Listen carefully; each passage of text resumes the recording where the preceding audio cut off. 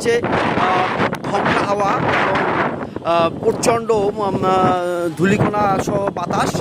তো এই মুহূর্তে খুবই মানে আতঙ্কিত অবস্থায় আছি।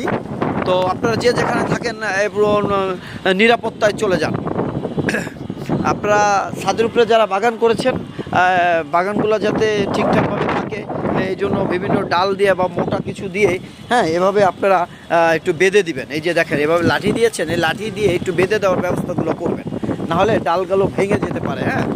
এই যে প্রত্যেকটা গাছের সঙ্গে এরকম লাঠি, মোটা লাঠি বা শক্ত কিছু দিয়ে একটু বেঁধে দিবেন। এই যে এরকমের একটু শক্ত কিছু দিয়ে বেঁধে দেওয়ার জন্য চেষ্টা করবেন, ফলবান গাছগুলো যাতে বাতাসে নষ্ট না হয়ে যায় বা কোনো সমস্যা নয়। এই মুহূর্তে দেখেন ঢাকার অবস্থা খুবই ভয়াবহ।